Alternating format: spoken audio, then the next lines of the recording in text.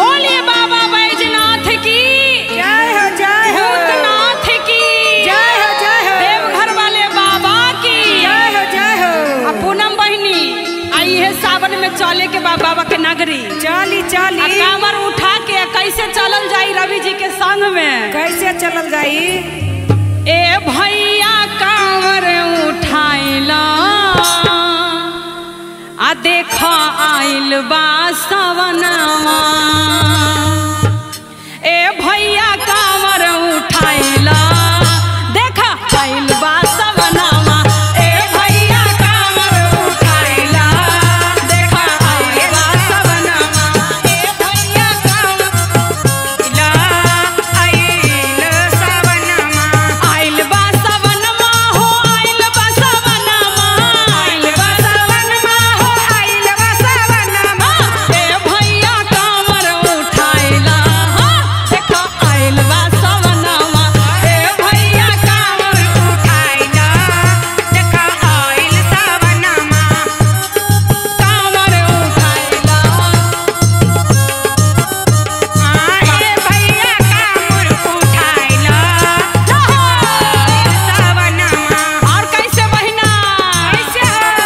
कांवर उठैबा तो खुश होई है भोला।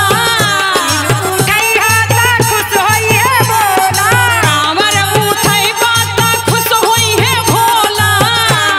उठैहा त खुश होइहे बोला। खाइली है भंगिया के गोला।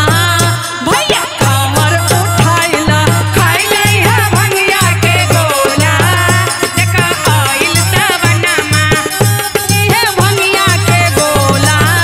भैया कांवर उठाइला खालै है भंगिया के गोला जाहो। के वो बोला। ए भैया कांवर उठाइला देखा आइल बा सवनमा। ए भैया कांवर उठाइला देखा आइहे सवनमा। गंगा जल भरबा तो बोलबा बोलबा। जल भरबा त बोले बम बोलिया। बोलबम बोलबम के नारा लगैबा। बोल बम के नारा लगैहा। पार होई है तोहर डगरिया। भैया कांवर उठाइला पार होई है तोहर डगरिया। देखा आइले सवनमा। पार होई है तोहर डगरिया। भैया कांवर उठाइला आइहे तोरो गगरिया देखा आइलो सवनमा। गेरुआ रंग साड़ी हो गेरुआ रंग चुनरी। रंग सरिया हो गेरुआ रंग चुंदरी।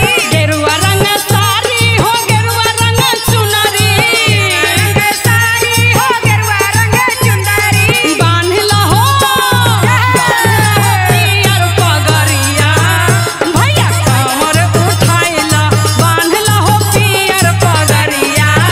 भैया कांवर सवनमा। बान्हला हो पियर पगरिया। देखा आइले सवनमा।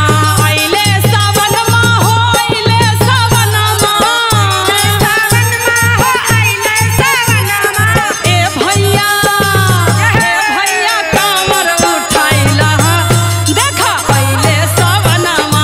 ए भैया कांवर उठाइला देखा आइले सवनमा। ए भैया कांवर उठाइला देखा आइले सवनमा। ए भैया कांवर उठाइला देखा आइले सवनमा। ए भैया कांवर उठाइला देखा आइले सवनमा। जय हो, जय हो, जय हो, जय हो। बोलिए बाबा बैजनाथ की।